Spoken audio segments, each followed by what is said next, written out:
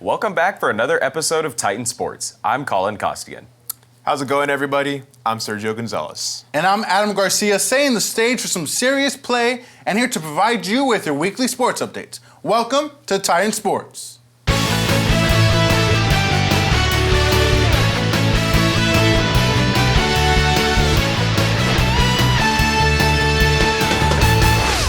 In Week 11 of the 2024 NFL season, the New York Giants made changes to the roster as they decided to bench quarterback Daniel Jones. Early Monday, Giants head coach Brian Daboll announced that Tommy DeVito would take Jones' starting role. Jones will become the third-string quarterback. Daniel Jones' NFL career began during the 2019 NFL season, and he was supposed to be a direct replacement for Giants legend Eli Manning. Jones was coached under then-head coach Pat Shurmur and Joe Judge for 2 seasons. In 2022, Daboll replaced Judge and led the Giants into the divisional round of the playoffs. However, things went downhill for the Giants in the following year. Jones signed a 4-year, $160 million contract in March of 2023, leaving the Giants financially incapable of locking down running back Saquon Barkley for the long term. 2023 was also a tough year for Jones. In his first 5 games, he had 2 passing touchdowns and 1 rushing touchdown while throwing 6 interceptions. In Week 5, he injured his neck, and in Week 9, he tore his right ACL, which consequently ended his season. The Giants are currently 2-8 this year and are in last place in the NFC East. They are tied for the worst record in the NFL. Now, obviously, Daniel Jones is that player that he's a likable guy, but unfortunately, the career has been far from good. And it's really unfortunate because you want to see guys like him succeed, but after really getting paid, he's thrown a total of 10 touchdowns, 13 interceptions, a QBR of right around 75, and a completion percentage just over 65%. Meanwhile, DeVito, in the 9 games that he played last year, had a 64% completion, threw for just over 1,100 yards, 8 touchdowns, but only 3 interceptions, and good for a QBR of just over 89. So do you believe that DeVito can at least give this team a sense of hope going into next season?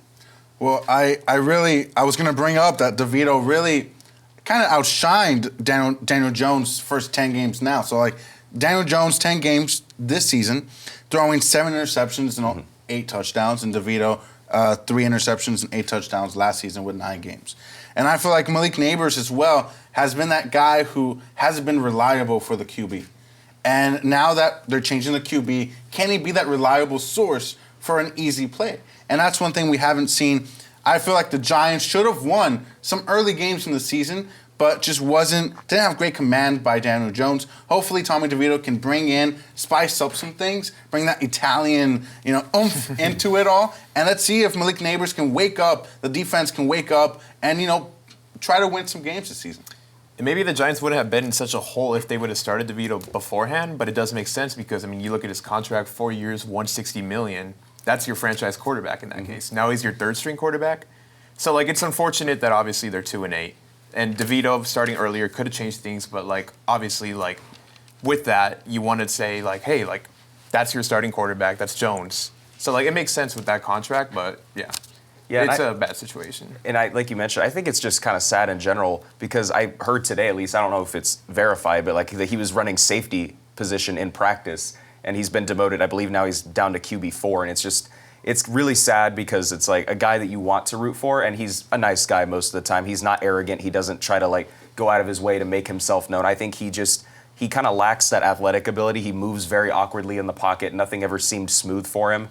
But given the performance that he's had, do you think this will go down as one of the worst contracts in NFL history? I think so. It's so much money for someone who we thought that was going to be something. And maybe, we never know. Maybe he can come out of nowhere. Maybe he signs for another team. Maybe they trade him. But with that big contract, who's going to want him? Exactly. And so it's all around sad because I want him to succeed. But that big contract, no team's going to want to pay that. I agree. And in only the second year of his contract, I think it already is one of the worst. Yeah. And the other day, this guy addressed the media, and he's already speaking of the team that he's currently on in the past tense. In his second year of a 4-year contract, you're getting paid $40 million. So, yeah, it's awful. Well, hopefully Tommy Cutlets can turn it around at least. NBA legend and icon Pat Riley is set to receive one of the highest honors in the sports world, a statue commemorating his illustrious career. On Monday, the Lakers announced plans to commission a statue for Star Plaza to honor the coach who led the Showtime Lakers to 4 championships in the 1980s. In his time with the team, Riley also earned championship rings as both a player and an assistant coach. As a Laker, he was an essential reserve for the team, setting a record with 33 consecutive regular season wins and claiming an NBA championship in 1972. As a coach, Riley became most famously known for leading the Showtime Lakers to 4 NBA championships in the 1980s. Under Riley's leadership, he coached iconic players like Magic Johnson, Kareem Abdul-Jabbar, and James Worthy. The statue, which aims to immortalize Riley's accomplishments in bronze, is to be unveiled outside the downtown Lakers arena. Riley will be the 8th Laker icon to be honored with a statue. So the legend of Pat Riley, one of the most influential people in NBA's history. What do you think? He's been a player, a coach, a broadcaster, an executive, which has been an illustrious career. What do you think has been the one thing in his career that you think outshines everything else? I mean, I think you immediately have to look at the Showtime Lakers. He established himself as one of the greatest head coaches in not only franchise history, but of all time. Magic Johnson called him the greatest NBA coach to grace the league. And 4 championships in 9 years, and he only missed the finals in 2 of them. So, I mean, you have that. You have a stint with the Knicks where he was successful. Obviously didn't win a ring there, but he did win a ring with the Miami Heat in 2006. Yep. He's established himself as one of the greatest coaches and now an executive. And that was a great point that you brought up the executives, because he won Executive of the Year in 2011. And he's also, he's won Coach of the Year 3 times, won a total of 9 titles as a player, a coach, and an executive. He's transformed the Miami Heat organization. I mean, you look at that connection, even him and Spoelstra still have, like, the Heat, outside of since LeBron's left, haven't been able, they found the finals twice, but they haven't been able to win. But still, I think it just goes to show the talent that he's able to bring in and the way he's able to carry himself. And I think what most people like about Pat Riley is it's kind of a no BS type. Like, when Jimmy Butler was kind of getting into the media, complaining a little bit, he called him out. It's like he doesn't care that's his own player. He's an old school guy, and that's kind of the mentality that he brings. So I think it's more than deserving. And I honestly think we just saw the Miami Heat, Dwayne Wade, even though it was a horrible looking statue, was the first one to get a statue outside of that arena. So maybe Pat Riley's going to get one soon too for that organization. Yes, and I was born in 2002. I didn't really, I didn't see any of the Showtime Lakers stuff live. I remember growing up and watching him as an executive for the Miami Heat, watching what LeBron was doing and the team that he built. So for me, seeing him at his later years, but still being that same guy. And that was my second question was, what do you think was one of the things that made him such a successful coach and executive? Well, I think it just goes back to what I was saying earlier, just kind of the way he carried himself and the attitude he had. I mean, we were all born well after the Showtime Lakers. Like, we don't have any memory of that. But the new HBO show, which I don't know why they canceled that show, that was an amazing show. But the way you saw Adrian Brody kind of portray his character, I think that was pretty reflective of who Pat Riley was, because he didn't care. He was going to call out everybody. He didn't care if you were a Kareem, if you were a Magic, if you were a Worthy, anything like that. He was going to call it out as he saw it. And just, I think the fact that it made players want to play for him because they knew that everyone was going to be held accountable. I mean, you named off some of those guys from the Showtime Lakers, and like that 1978 or 1987 and 1988 roster was just one of the deepest the league has ever seen. And like you said, like he didn't hold back from like yelling at these guys and just being on top of them. Like, it didn't faze him at all. And obviously, like Riley, you look at him and like you look at the Lakers statues, his name fits there. You know, with his pedigree, what he brought to LA and to the Lakers, like it's an honor and definitely deserved for Pat Riley. He deserves that statue, and he deserves one, I believe, in Miami Heat, so we'll see what happens. Exactly. Let's bob and weave into one of the most talked about boxing exhibitions of the year from this past Friday. Iron Mike Tyson versus Jake El Gallo Paul. Who rose to the occasion and who fell to the clock? Let's break it down. It was a night of hype, history, and buffering. The Lone Star State hosted Netflix's first ever live sporting event, a showdown between Gen X and millennials. This was more than a fight, it was a story. Tyson came out strong in the first 2 rounds, showing flashes of his legendary self, but with only 18 punches landed in the latter rounds of the fight. The rest became evident as Paul used his height, reach, and sharp combinations to dominate. landing 78 punches over the 8-round exhibition. Regardless of age or buffering delays, this fight was unforgettable. The question now, what's next for Jake Paul? And will Iron Mike Tyson hang up the gloves for good? Now, obviously, guys, this was a pretty one-sided fight between Jake Paul and Mike Tyson. Do you guys think this is a step forward for Jake Paul? Absolutely not. No, I think it's just embarrassing. I mean, it honestly felt like from Cars when Lightning McQueen was pushing the king across and, Chick Hicks is celebrating like he won. It's like, nobody cares. Like, you're celebrating beating a 58-year-old guy.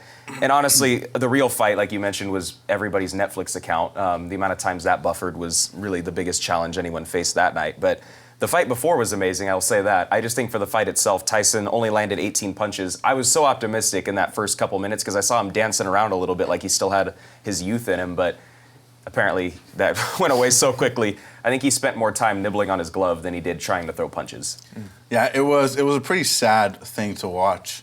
I was trying not to cry just because I love Mike Tyson. Remember, my grandma was like, "Dale, Mike Tyson, dale." She wanted him to punch him in the face.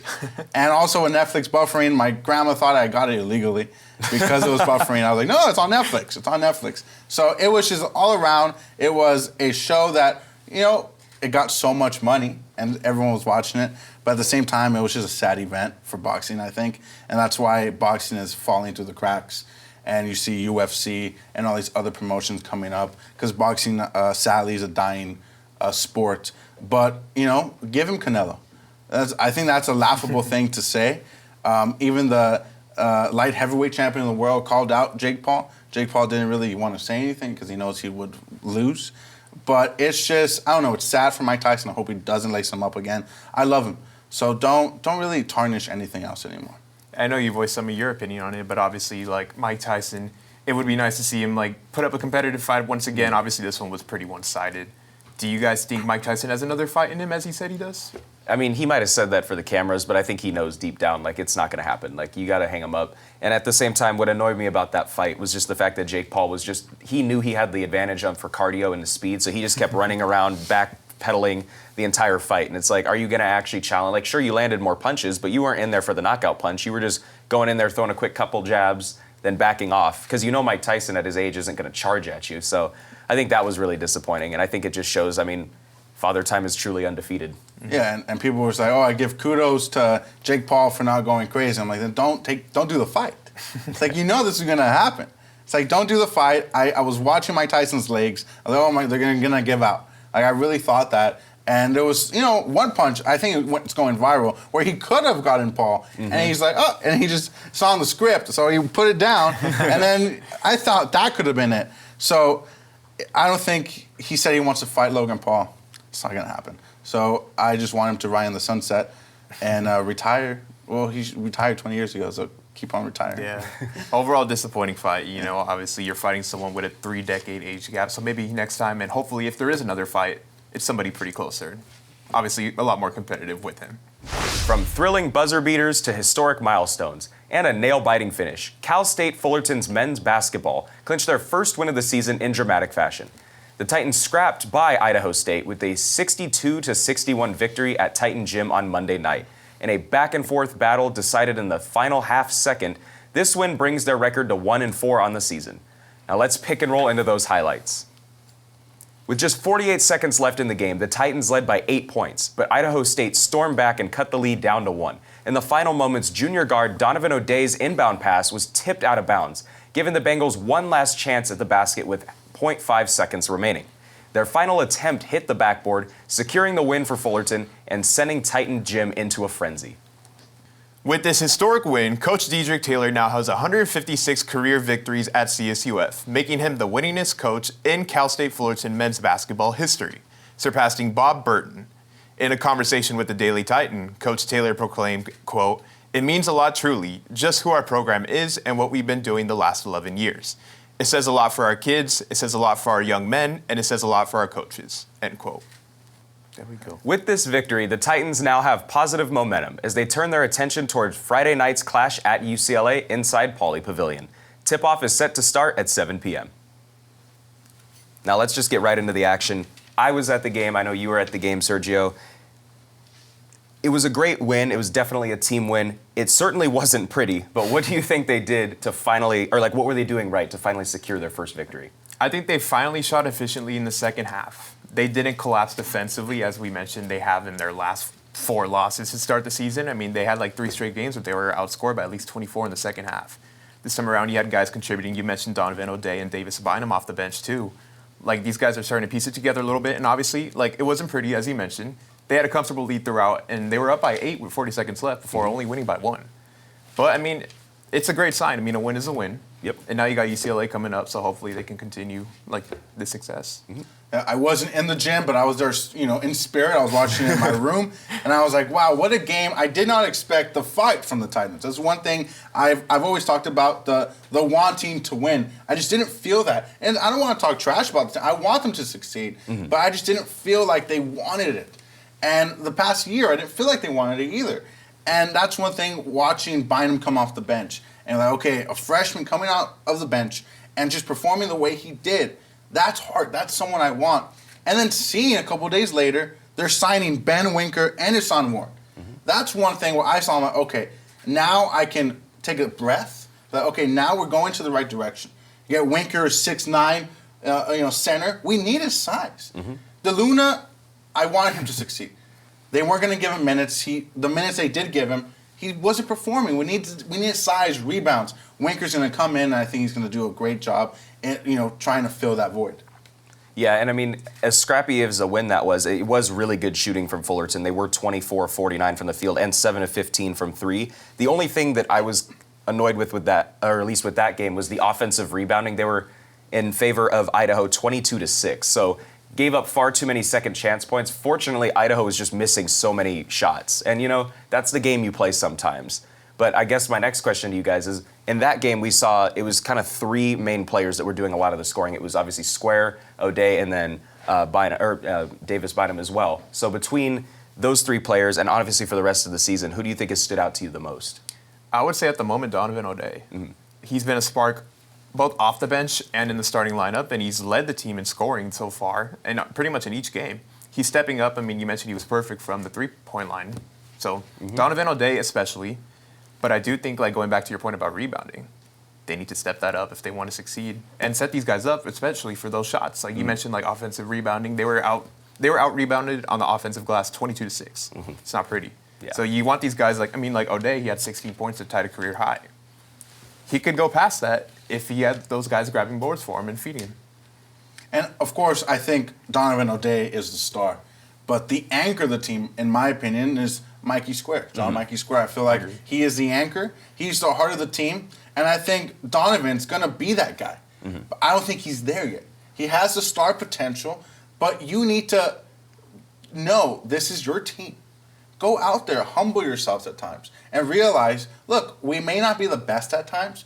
Maybe we're going to miss some shots, but we're going to be the one who wants it more. We're going to be the one scrapping. We're going to be the one going on the floor trying to get rebounds. That's why I'm happy with the signing of Winker.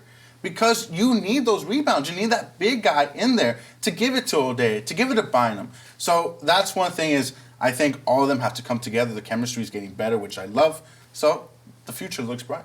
You mentioned the chemistry looking good, and I feel like if they can just focus on just the rebounding, that's going to open up so many doors for this team.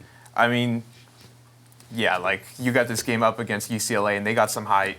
You obviously want to keep the momentum going, so hopefully they can grab those rebounds and eventually box out. Yep, and you just mentioned UCLA tomorrow. They're going to have their work cut out for them, so hopefully just wish them nothing but the best, and hopefully they can have a competitive game. The Cal State Fullerton women's tennis team invites everyone to attend the 2024 Tennis with the Titans fundraiser on Saturday, January 11th, taking place at the CSUF tennis courts.